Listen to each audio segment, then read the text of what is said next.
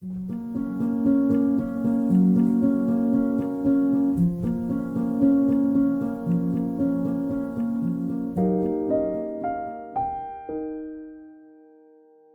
우리에게 주시는 하나님의 말씀은 요한계시록 7장 9절에서 17절 말씀입니다. 이일 후에 내가 보니 각 나라와 족속과 백성과 방언에서 아무도 능히 셀 수 없는 큰 무리가 나와 흰옷을 입고 손에 종려가지를 들고 보좌 앞과 어린 양 앞에 서서 큰 소리로 외쳐 이르되 구원하심이 보좌에 앉으신 우리 하나님과 어린 양에게 있도다 하니 모든 천사가 보좌와 장로들과 내 생물의 주위에 서 있다가 보좌 앞에 엎드려 얼굴을 대고 하나님께 경배하여 이르되 아멘.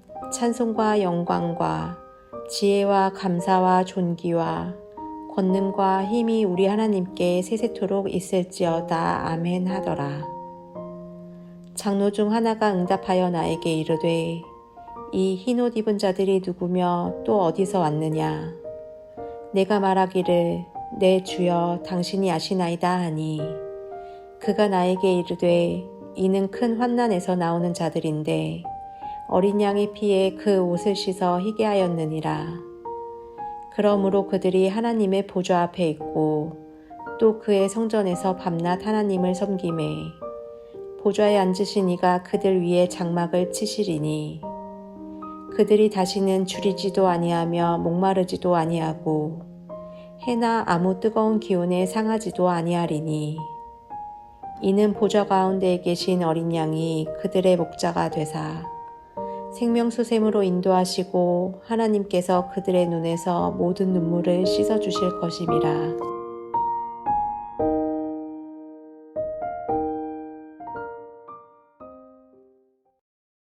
거룩한 주일입니다. 오늘도 주께 나신 여러분 모두에게 하나님의 은혜와 사랑이 함께 하시기를 예수님의 이름으로 축원합니다.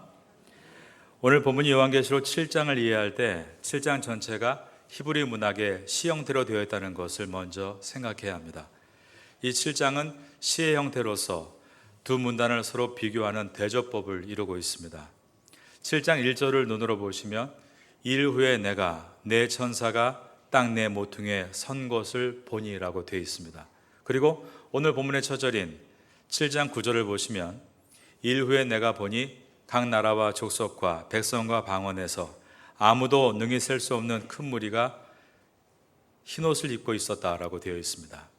즉 계시록 7장은 1장부터 8절까지가 한 문단이고 9절부터 17절까지가 또 한 문단인 것입니다. 이 두 문단을 비교하는 대조법을 이루고 있습니다. 1절에서 2일 후에 내가 보니로 시작하는 것은 새로운 장면임을 강조합니다. 사도 요한이 여기서 보는 것은 12지파별로 1만 2천 명씩 도합 14만 4천 명의 사람들이 서 있는 모습이었습니다. 우리는 지난 시간에 이 이스라엘이 혈통적인 유대인이 아니라 예수 그리스도를 믿고 거듭난 믿음의 이스라엘, 즉 크리스찬이라는 것을 살펴보았습니다. 사도 바울도 갈라디아서 3장 7절에서 이것을 가르칩니다. 그런즉 믿음으로 말미암은 자들은 아브라함의 자손인 줄 알지어다. 여기서 믿음의 성도를 가리켜 아브라함의 자손이라고 한 이유는 하나님께서 아브라함에게 약속하신 너는 복의 근원이 될지라 이 약속이 모든 믿는 크리스찬에게도 동일하게 적용될 것이다 라는 뜻이었습니다. 그러므로 요한계시록 7장 1절에서 8절에 나와 있는 12지파별로 1만 2천 명씩 도합 14만 4천의 숫자는 육체 혈통으로 이스라엘 사람들이 지파별로 정확하게 1만 2천 명 도합 14만 4천 명이 모여질 것이라는 뜻이 아니라 히브리 숫자가 보여주는 상징성입니다. 12는 완전하다는 뜻이고 1000은 크다라는 의미로서 각 지파가 모두 각각 1만 2천이라는 의미는 12에 1000을 연결함으로 하나님의 구원이 완전하며 그 범위가 크다는 것을 보여주시는 것이었습니다. 이 12지파로 연결되고 거기에 1000을 연결한 12 곱하기 1000, 즉 14만 4천은 하나님의 구원의 크심과 완전성을 보여주고 있는 것이었습니다. 유대인이든 이방인이든 할 것 없이 예수 그리스도의 보혈로 거듭난 믿음의 혈통이 갖는 이 땅의 모든 크리스찬들을 가리키는 숫자였던 것입니다. 이제 오늘 우리가 보게 되는 9절부터는 일 후에 내가 보니 다시 새로운 장면이 전개되면서 그 14만 4천을 흰옷을 입은 셀 수 없이 많은 무리로 바꾸어서 표현하는 것을 보게 됩니다. 이제 오늘 본문의 첫 절인 요한계시록 7장 9절 말씀을 다 같이 보겠습니다. 1절부터 8절에서 14만 4천, 이것이 10이라는 완전수의 제곱과 즉 완전성과 천이라는 크심의 의미를 통해서 구원의 크심과 완전성을 보여주었다라고 말씀드렸습니다. 그러면 9절에 나와 있는 아무라도 능히 셀 수 없는, 이것은 어떤 의미를 담고 있는 것일까요? 이것은 우리가 상상하는 것보다 천국 백성의 인구가 훨씬 더 많을 것이라는 것을 말씀하고 있습니다. 우리는 한 세대를 살고 있습니다. 그래서 우리가 살고 있는 세대 81억의 인구만을 생각하며 살아갑니다. 그런데 지금까지 모든 세대에서 예수 그리스도를 구주로 믿고 영접한 사람이 다 모이게 된다면 그 숫자가 얼마나 웅장할까요? 생각만 해도 가슴이 뛰는 장면입니다. 일 후에 내가 보니 각 나라와 족속과 백성과 방언에서 아무도 능히 셀 수 없는 큰 무리가 나와 흰옷을 입고 손에 종려가지를 들고 보좌 앞과 어린 양 앞에 서서, 사도 요한은 성령의 감동으로 아무라도 능히 셀 수 없는 큰 무리가 천국에 모여 있는 것을 보았습니다. 정말 압도되는 어마어마한 천국 시민들을 본 것입니다. 우리는 우리의 잣대로 저 사람은 천국 간다 못 간다 라고 생각하는데 가보면 서로가 놀라게 됩니다. 당신 어떻게 천국 왔습니까?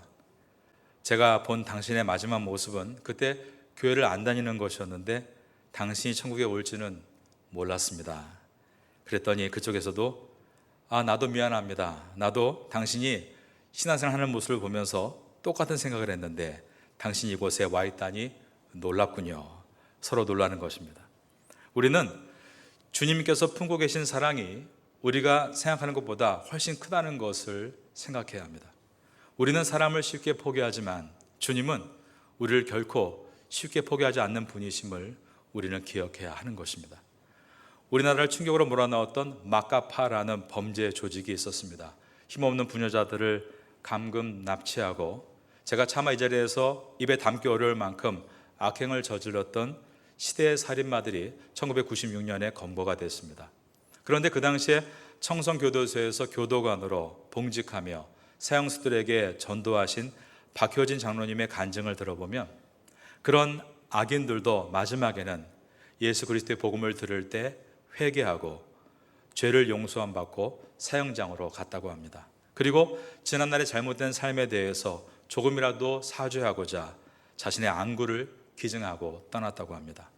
그러한 죄인의 괴수들도 예수 그리스도의 십자가 앞에 진심으로 회개한다면 그들이 다 그 천국 안에 들어오게 될 것이다 라는 말씀입니다.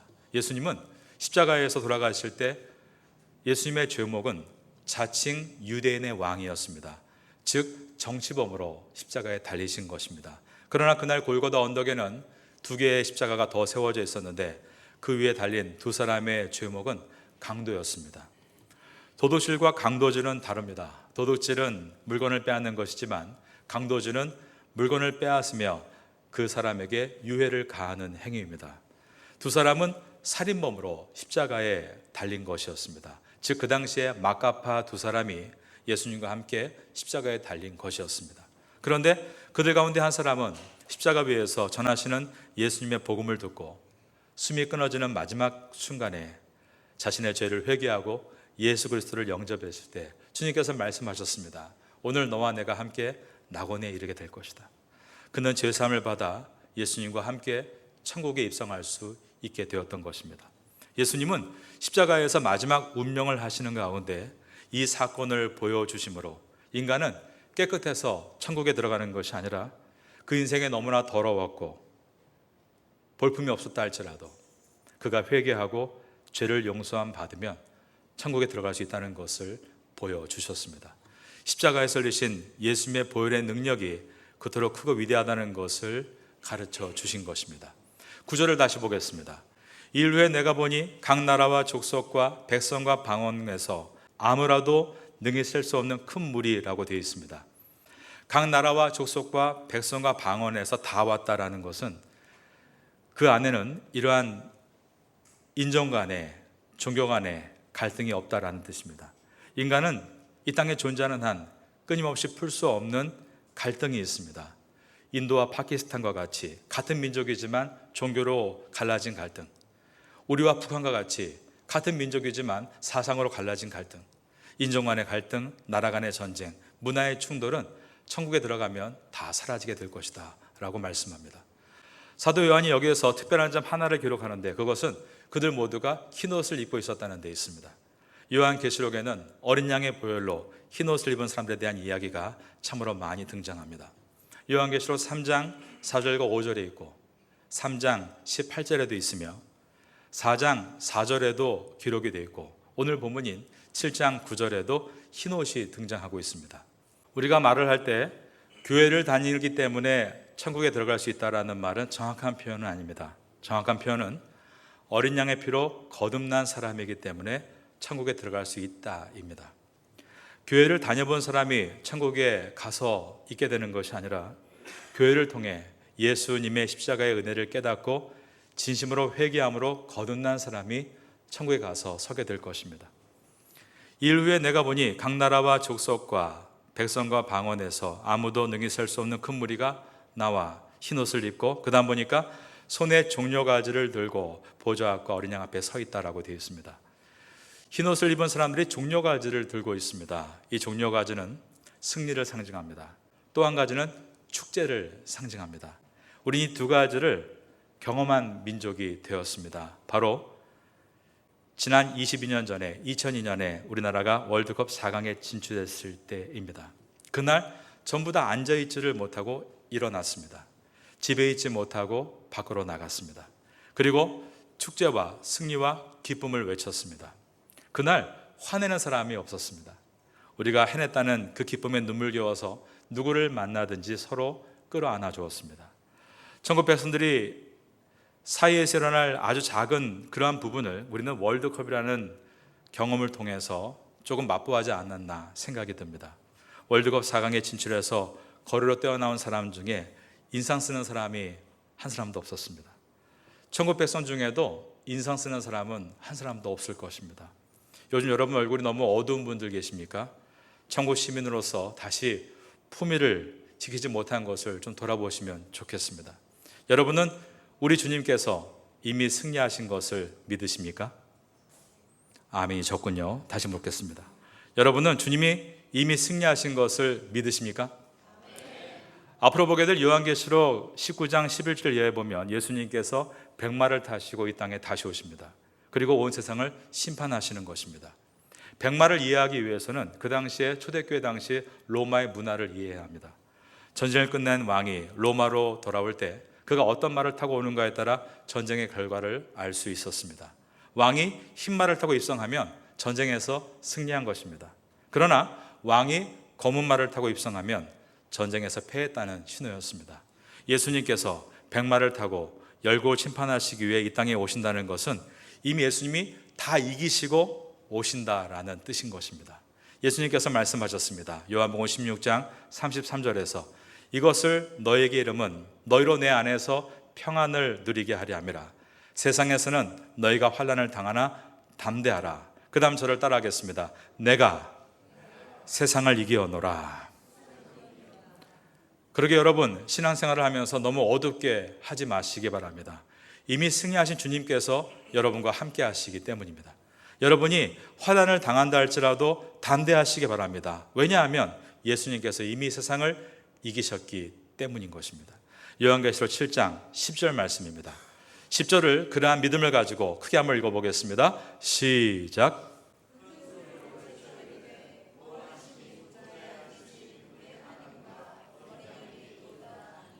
여러분 모두가 이러한 승리의 함성으로 담대하게 신앙생활을 할 수 있게 되기를 예수님의 이름으로 축원합니다.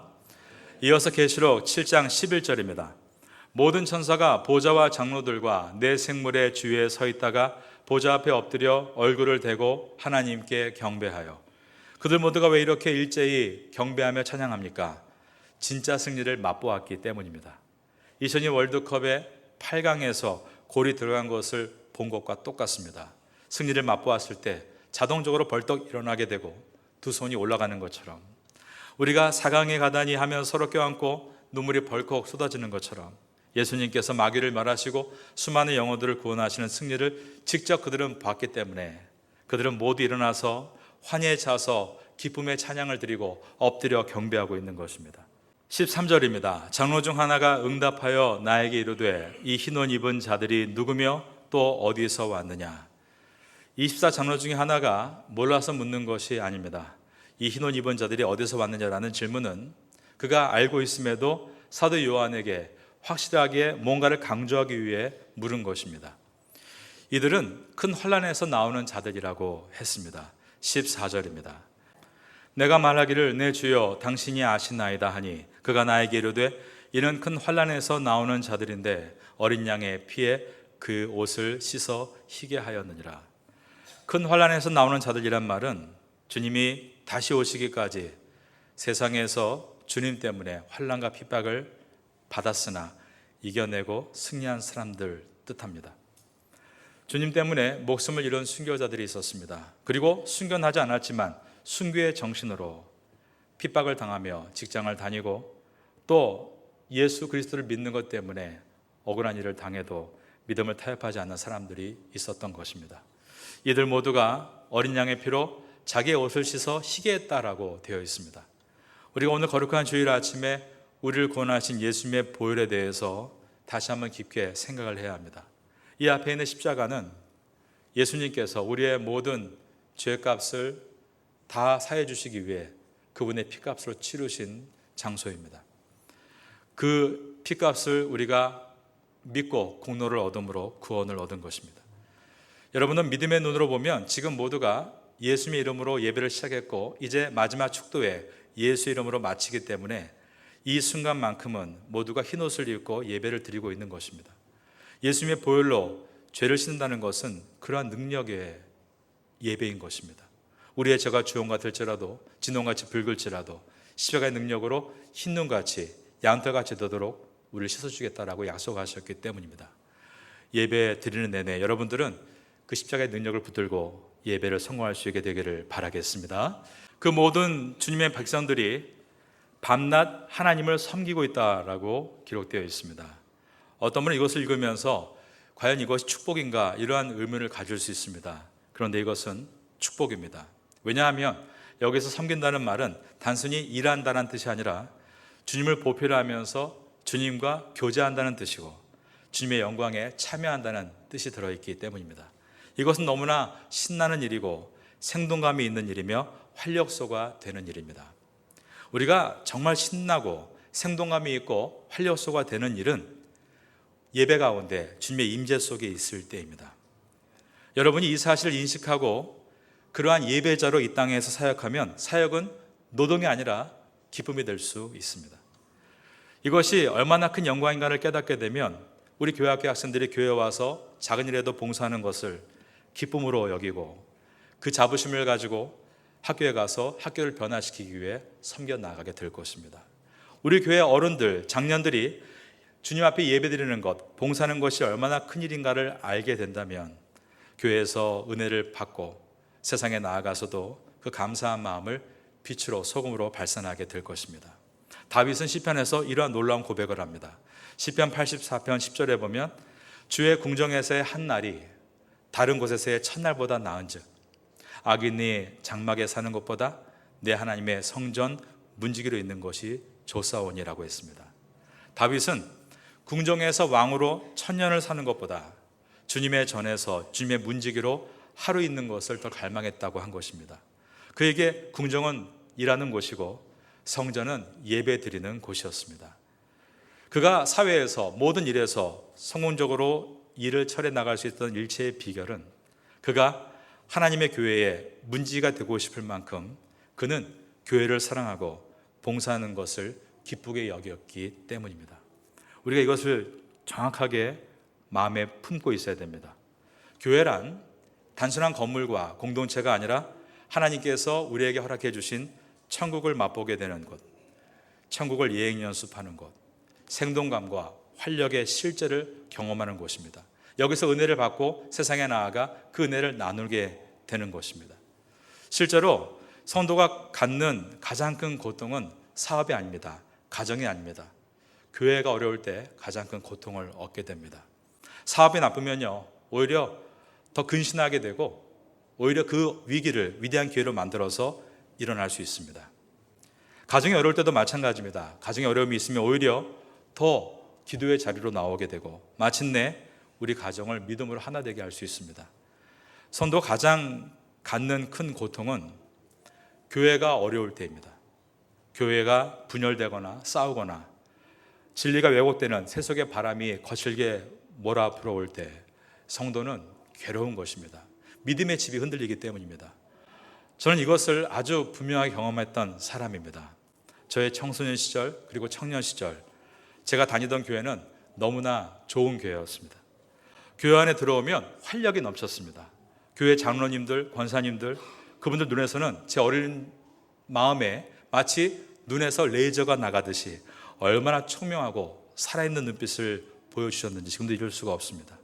어릴 때는 우리 아빠 엄마가 최고라고 하죠. 저도 정말 학생 시절, 청년 시절 우리 교회가 최고다라는 생각을 한 번도 안 해본 적이 없습니다. 그런 교회를 경험하게 해주신 하나님께 감사를 드리고 있고 그때 그러한 아름다운 모습을 젊은이들에게 보여주신 교회 어른들께도 지금도 감사하고 있습니다. 교회 오면 정말로 행복했습니다. 내 생활이 학교에 가면 공부하는 기계 취급을 받고 저희 학교는 매달 정규 등수를 학교의 벽에 붙였는데 아이들은 또 하루 내내 한쪽 방향으로 맞춘 줄 책상에 앉아서 6일을 버텨도 숨이 막혀 죽을 것 같아도 주일만 오면 교회만 오면 정말 숨이 터지는 것 같았습니다. 아니 새로운 활력을 얻고 돌아가는 곳이 저에겐 교회였습니다.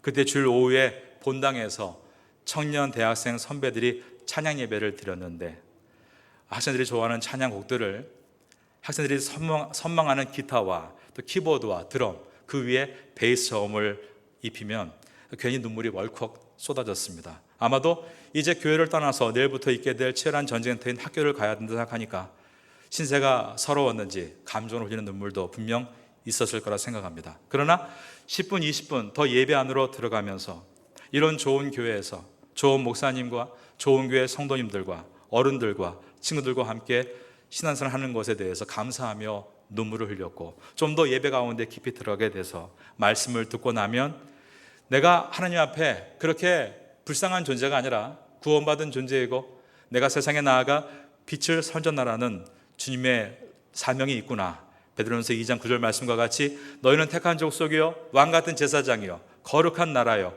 그의 소유가 된 백성이니 이는 너희를 어두운 데서 불러내어 그의 기이한 빛에 들어가게 하신 이의 아름다운 덕을 선포하게 하려 하심이라. 그런 결단을 가지고 다시 세상으로 돌아갔습니다.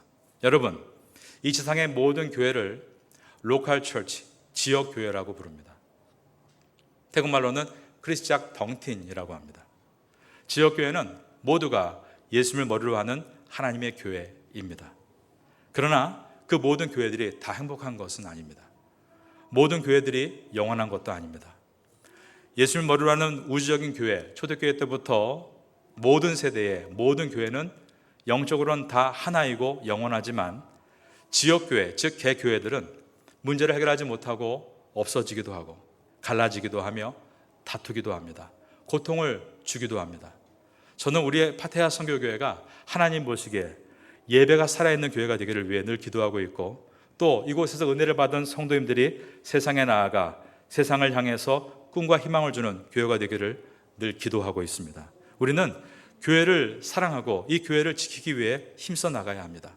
오늘 요한계시록에서 밤낮 성전을 지키고 돌보던 그 성도의 아름다운 모습이 우리에게도 있어야 하는 것입니다. 교회를 지키는 방법은 건강한 믿음의 사람이 되도록 먼저 자신을 잘 가꾸는 일이 있습니다. 왜냐하면 내가 바로 교회이고 또한 내가 이 교회의 한 부분이기 때문입니다. 마치 몸에 썩어 있는 곳을 암이라고 부르고 암이 발생하면 온몸이 괴로운 것처럼 내가 암에 걸려있는 모습과 같이 우리 공동체 안에 있어서는 안 되는 것입니다. 그러므로 늘 내가 교회 안에서 가장 건강한 부분으로 설 수 있도록 나의 신앙을 돌보고 키워나가는 것이 중요합니다. 신앙, 즉 영성을 키우는 방법은 오직 한 가지인데 그것은 훈련하고 또 훈련하고 또 훈련하는 일입니다. 기초적인 것을 훈련하는 것입니다. 저희 교회 지난 4년 전 코로나 이전에 고성수 선교사님이라는 피아니스트가 4년 동안 사역을 하고 돌아갔던 일이 있습니다. 제가 그분과 함께 일하면서 보고 배운 것이 있는데 저희 목회부는 월요일이 쉬는 날이기 때문에 월요일은 새벽 예배를 인도하고 오전 8시에 모두 모여서 경건회를 마치고 난 다음부터 한 9시 반, 10시부터는 우리 전사님들이 각자 빨래도 하고 자기 자리 정돈을 하며 이제 휴식에 들어갑니다. 그리고 화요일부터 주일까지 정상 출근을 합니다.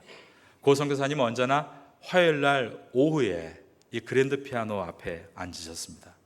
제 방에서 이 피아노 소리를 다 들을 수 있는데 항상 아주 기초적인 것을 먼저 치는 것이었습니다. 처음에는 다른 사람이 치는 줄 알았습니다. 그 정도로 너무나 천천히 느리게 아주 쉬운 멜로디를 쳤습니다. 그러다가 내 맘에 주여 소망 되소서 주 없이 모든 일 헛되어라 밤에나 낮에나 주님 생각 잘 때나 깰 때 함께 하소서 이 곡을 늘 연주하고 그 다음에 이제 이어서 그분 실력이 나오는데 막 치면서 또 막 하다가 마치는 겁니다. 나중에 저는 그 이유를 알았습니다. 전문 연주자도 기초훈련을 절대로 뛰어넘지 않는다는 것을 말입니다. 운동선수들도 마찬가지입니다. 저는 어릴 때 보았던 태권도장의 저희 사범님의 모습이 지금도 늘 마음에 남아 있습니다. 제 어릴 때 눈에 그분은 하늘을 나는 분이었습니다. 그런데 그 쟁쟁한 젊은 사범님은 아침에 가장 먼저 하는 것이 항상 태극 1장이었습니다. 그 다음에 태극 2장, 3장, 4장, 5, 6, 7, 8장 그리고 고려, 금강, 마지막 태백까지 태백을 할 때 온몸에 땀이 흥건한 모습은 정말 말로 표현할 수 없는 아름다운 절도와 패기였습니다. 여러분, 태극 1장은 누가 하는 것입니까? 하얀 띠가 하는 것이죠. 하얀 띠가 노란 띠가 될 때까지 태극 1장과 2장을 하는 것입니다. 그런데 무슬림들이 태극 1장을 절대 거르지 않습니다. 그리스도인의 기초다지기가 무엇일까요? 그것은 여러분이 어릴 때부터 들었던 이야기입니다. 성경을 읽어라. 성경을 쓰라. 성경을 묵상하라. 기도하라 입니다. 성경을 내가 100번 읽었다. 난 졸업하는 것이 아니라 그 다음 날부터 101번을 읽기 시작하는 것입니다. 죽을 때까지 영원히 성숙해야 되는 우리의 사명을 잊지 않기 위해서입니다. 그러면서 그 위에 사역을 세워나가는 것입니다. 사역을 할 때는 말씀과 기도와 예배 가운데 그 사역을 늘 돌아보는 시간이 있어야 됩니다. 그리고 그 사역의 주인이 주님이신 것을 반드시 고백하고 그리고 나서 또 앞으로 나가야 합니다. 사역을 돌아보는 시간과 이 사역이 주님의 것임을 고백하는 시간이 없이 사역을 하게 되면 그 사역은 점점 내 사역이 되고 맙니다. 그러니까 내 마음대로 안 될 때 원망이 나오게 됩니다. 내가 이토록 열심히 했는데 이 말은 그 사역을 돌보는 말씀과 기도의 시간이 없었다는 말이고 내 생각과 의지로 일을 하고 있다는 것을 보여주는 말입니다. 내가로 시작하고 있기 때문입니다. 우리는 그토록 열심히 한 사역이 내가로 맞춰질 수 있다는 것을 늘 생각하고 경계해야 합니다. 이 사역의 주인이 주님이심을 늘 말씀과 기도로 점검하며 앞으로 나아간다면 마음에 조금 어려운 일이 있을 때에도 지금까지 이 일의 주인이 하나님이셨기에 끝까지 인내하며 감당해 나갈 수 있는 것입니다. 그런데 내 마음대로 안 된다고 해서 나 안 하겠다라고 하는 분들도 있습니다. 이 말은 지금까지 주님이 시켜서 한 사명이 아니라 내가 하고 싶어 한 일임을 보여주고 있는 말이고 주님의 명령에 의해서 순종하는 사역이 아니라 내가 원해서 할 수 있고 하지 않을 수 있는 사역임을 보여주는 말이 되는 것입니다. 처음에 그러지 않았을 텐데 아마도 말씀과 기도와 멀어지고 있다 보니까 내가 하고 싶으면 하고 내가 안 하고 싶으면 안 하는 하나님의 위대한 일을 인간의 우스운 일로 전락시켜버리고 만 것입니다. 선교와 섬김이라는 단어를 초대교회 성도들은 순종할 때 목숨을 내놓음으로 위대한 단어로 만들어 놓았습니다. 그런데 오늘날 많은 기독교인들이 순종하지 않고 작은 일도 쉽게 포기하므로 이제는 선교와 섬김을 선교하다 말고 후원하다 후원 안 해버리고 섬김도 하다가 재미없다고 다른 걸로 바꿔버리고 아주 우스운 일로 만들어버리고 만 것입니다. 교회에서 그만두겠다는 말을 어떻게 하는지 모르겠습니다. 세상의 일은 그만둘 수 있습니다. 월급을 더 준다고 하면 직장을 이직할 수 있습니다. 어차피 회사의 목적도 이윤 창출이고 이윤 창출을 목적으로 우리는 고용되어 있고 고용을 또 바꿀 수 있는 것입니다. 그러나 하나님의 일이란 그 목적이 영혼을 구원하는 일이고 우린 그것을 위해 사명자로 부름받은 것인데 어떻게 하던 일을 그만둔단 말입니까? 사명자의 사자는 심부름 사자이지만 주님의 부르심으로 순종했던 사도 바울과 베드로와 안드레와 야고보 모든 주의 종들은 목숨 사자로 여기고 순교하면서까지 순종을 했습니다. 요한이 홀로 살아남아서 밤의 웃음에서 오늘 요한계시록 7장 계시를 받고 있을 때 그는 유배된 제수의 몸으로 채소장에서 돌을 캐고 있었습니다. 이미 사형언도를 받고 끓는 가마에 들어갔다 나온 상태였기 때문에 그의 몸은 온 몸이 만신창이었습니다. 이럴 때 쓰는 표현이 있죠. 죽는 것이 사는 것보다 낫다. 하지만 하나님께서 요한에게 주신 사명은 그가 죽는 것이 아니라 끝까지 살아남는 것이 있었습니다. 그래서 그는 죽기를 각오하며 살아가고 있었던 것입니다.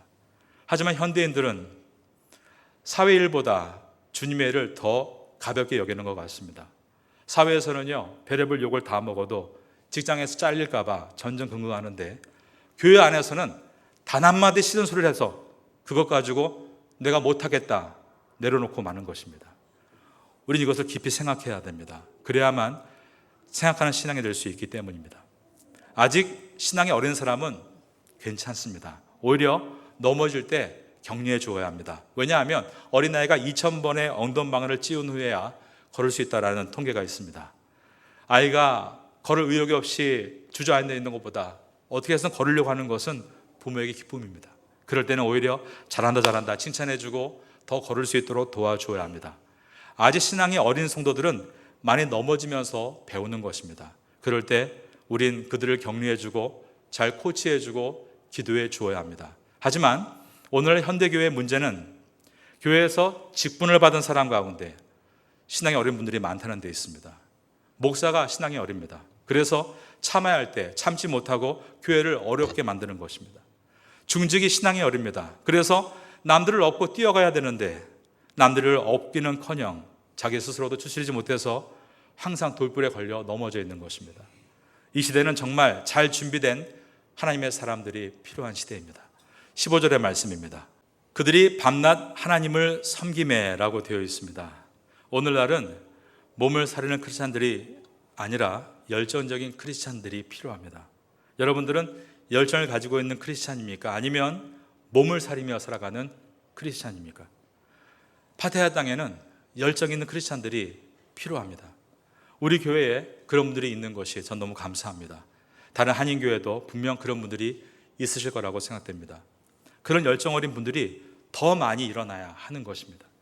몸을 사리지 않고 하나님을 위해서 진심으로 전심으로 일하는 사람이 있다면 하나님께서 그들을 보호해 주십니다. 16절의 말씀입니다. 자, 16절 다 같이 읽겠습니다. 시작. 그들이 다시는 줄이지도 아니하며 목마르지도 아니하고 해나 아무 뜨거운 기운에 상하지도 아니하리니.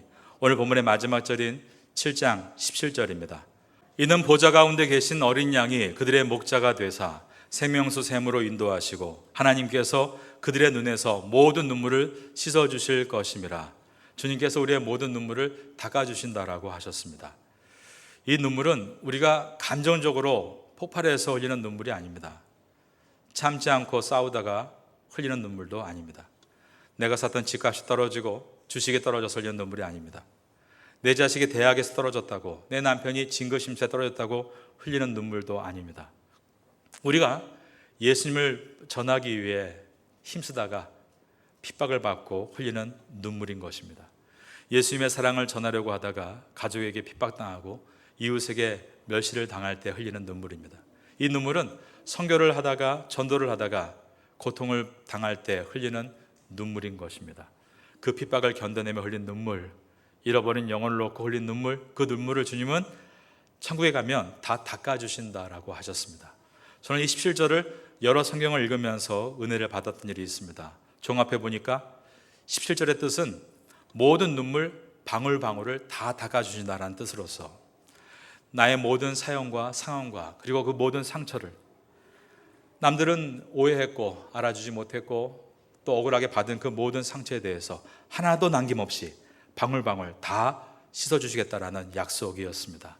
요한계시록 읽으시면서 여러분들이 이 땅에서 어떠한 모습을 서 있던 간에 여러분의 마지막 모습은 하나님 나라에서 흰옷을 입고 구원을 노래하는 성도인 것을 기억하시고 이 땅에서 담대하게 사명으로 승리하게 되시기를 마지막으로 예수님의 이름으로 축원합니다.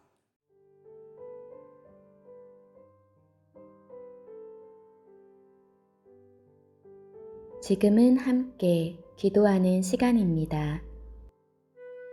12월의 공동기도 제목은 첫째, 12월 15일 주일 권사 안수집사 임지식을 위해 기도합니다. 둘째, 12월 15일 주일 태국 예배부 크리스마스 전도 집회를 위해 기도합니다.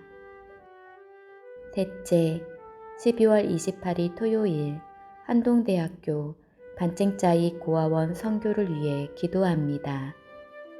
넷째, 12월 29일 주일 제11차 장애인 가족 초청 행사를 위해 기도합니다. 말씀을 붙잡고 기도하는 귀한 시간 되시기를 소망합니다.